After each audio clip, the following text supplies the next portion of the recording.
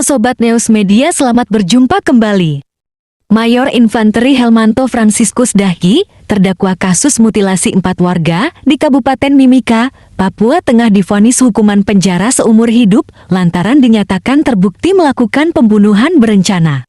Dia juga dijatuhi hukuman pemecatan dari Kesatuan Tentara Nasional Indonesia dalam sidang putusan di Pengadilan Militer 3/19. Jayapura, Papua, Selasa 24 Januari 2023 petang. Putusan tersebut dibacakan oleh Hakim Ketua Kolonel CH Sultan. Dalam pembacaan putusan, Hakim menilai Mayor Helmanto terbukti melanggar Pasal 340 junto Pasal 50 Undang-Undang KUHP tentang pembunuhan berencana. Adapun hal yang memberatkan dalam pertimbangan putusan bagi terdakwa adalah aksi pembunuhan memberikan dampak psikologis bagi para keluarga korban, tidak berperi kemanusiaan, dan merusak citra Tentara Nasional Indonesia sebagai pelindung rakyat. Perbuatan terdakwa juga berdampak merusak soliditas Tentara Nasional Indonesia dan rakyat dalam tugas di Papua. Setelah mendengarkan putusan hakim, Helmanto pun menyatakan tidak menerima vonis penjara seumur hidup dan diberhentikan dari dinas militer. Ia akan berdiskusi dengan penasihat hukum dengan jangka waktu selama 7 hari. Gustav Kauer selaku kuasa hukum para korban saat ditemui sesuai persidangan, mengatakan pihaknya mengapresiasi putusan majelis hakim atas terdakwa Helmanto. Ia menilai putusan hakim telah memperhatikan rasa keadilan bagi keluarga korban dan berbagai aspek lainnya. Putusan ini sudah sesuai dengan harapan keluarga korban. Hakim dengan berbagai pertimbangan mampu menentukan adanya keterlibatan terdakwa dalam Pasal 340 KUHP, kata Gustav.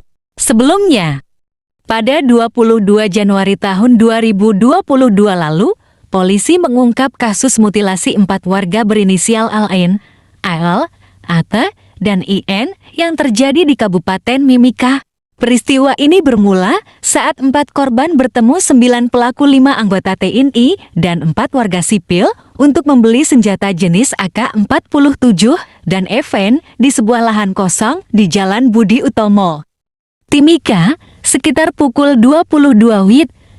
Para korban membawa uang tunai 250 juta rupiah dalam transaksi tersebut.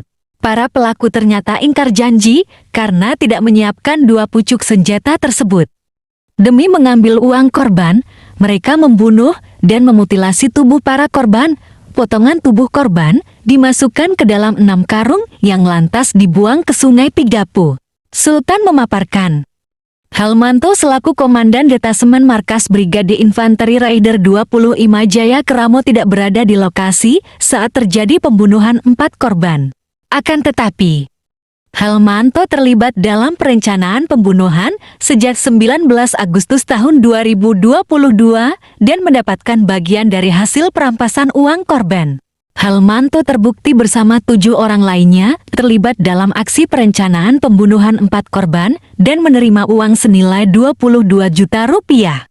Adapun yang memberikan instruksi bagi Kapten Infanteri Domingus Kainama untuk menghabisi nyawa 4 korban jika melawan saat ditangkap.